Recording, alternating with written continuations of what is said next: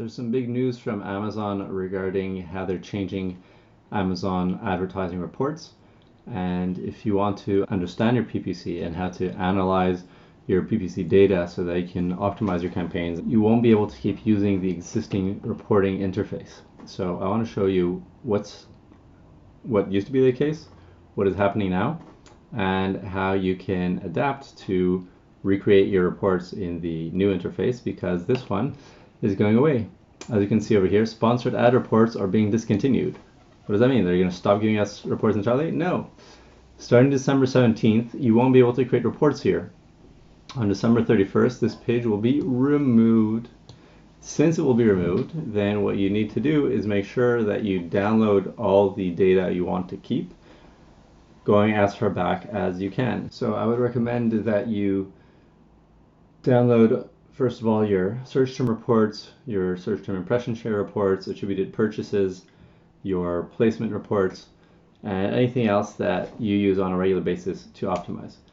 Now, how do you get the new reports so that you can continue optimizing and understanding your data? So, first of all, you come to this page over here. You go to measurement and reporting, and you go over here to reporting. And what this does is it shows you your existing reports, gives you a create report button, which we'll use, and it also allows you to build off templates. Fortunately, you can basically just use these templates to recreate the reports that you needed before. So for example, you've got your advertised product, which is very useful for sponsored products. You've got your audiences. Geography is not going to be useful for many of us. Converted product, this is very useful for calculating your profitability. A lot of tool providers assume that if you advertise product A, you sold product A, even though many times, as much as a third or even 50% of the time, you might sell product B with different margins. And so this report is really helpful for figuring out what actually sold and what the real margin is, not just what the assumed margin is. And you've got your placement reports, also very helpful for optimizing your bid adjustments on placements.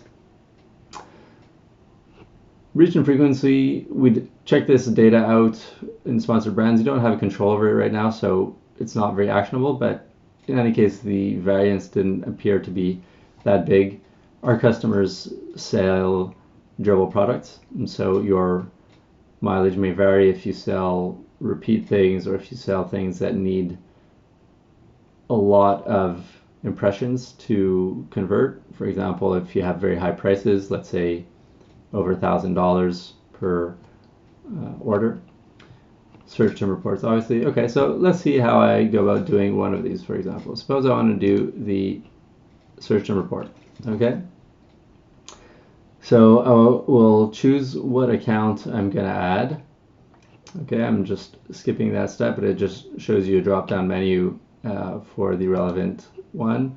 You can choose specific campaigns or all campaigns. In general, I would just leave it with all campaigns. You want to choose the country, United States, hit save, all ad products. You can do that. I would recommend just using the one that you're interested in. Okay. So I'll make this one, for instance, for sponsored brands. And now here's where it gets customized and where it gets actually interesting, because you can go beyond what the standard reports used to provide, but they will give you all of that here by default. So if you want, you've got the budget currency, date range, advertiser, account ID, portfolio, campaign, ad group, search term. For many of us, I think portfolio is not that useful, so I would just delete that. I would probably also delete a bunch of these other things. The purchase rate, I think this is the same as your conversion rate. Basically, purchases promoted, this is for the product that you actually sold, that you actually advertised, if that, as opposed to purchases halo, which is where you advertised A and you sold B, right? So that's really helpful to find this out, and they can tell you this. They won't tell you what the actual converted product was, right? They'll just tell you that this search term sold a bunch of other things that you didn't advertise. And that can be useful for optimizing your ad creative, right? So if you see that you're getting on some search terms a lot of halo purchases, then you can think, hey, maybe this ad creative is showing the wrong product, and I should check out my attributed purchases report and try to advertise the things that actually sold instead. I would close cost per purchase, right? This stuff is not necessarily so relevant. New to brand, again, if you're selling durable products, it's not so useful. If you're selling repeat things and you're trying to build up your subscription basis, right? For example, you're selling soap, you're selling hand cream, you're selling food.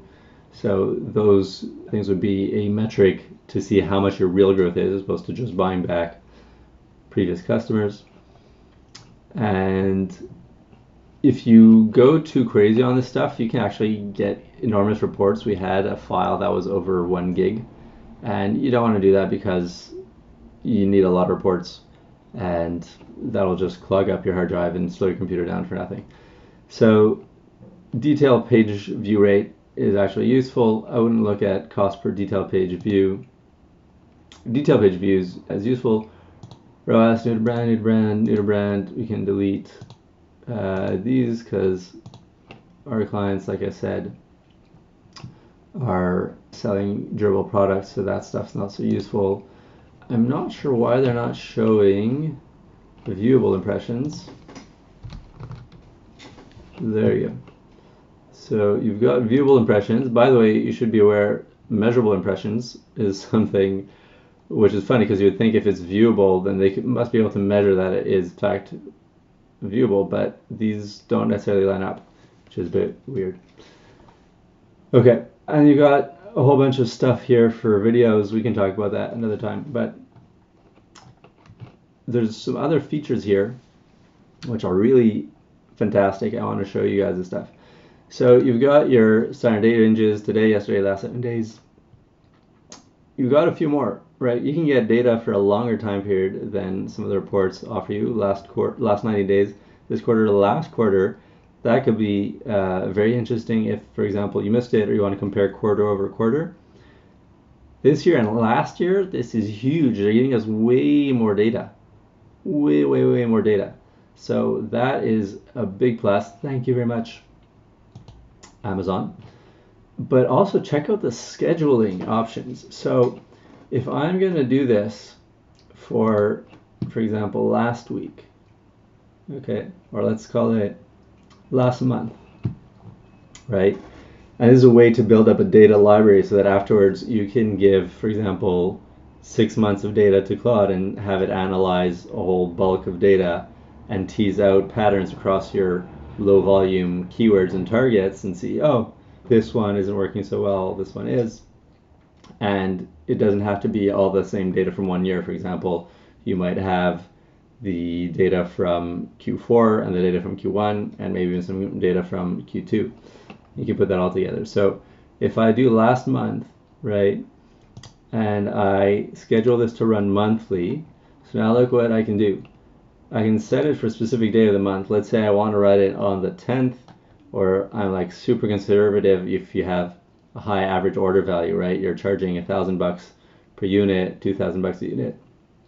So people don't necessarily buy that straight after the click. They might take a few days, they might take a week or 2 weeks even to buy. So in order for your lagging sales data to settle, you want to give it a whole 2 weeks. Great. Okay, so then you can just schedule it for the 16th of every month. Okay, and then what happens is that when you hit submit, then now every 16th of the month it's going to run. You need to make sure your end date is far enough into the future so that that's actually meaningful. Currently you can do this up to a year out. So today is July 1st, so I can do this up until June 30th in a year from now, basically.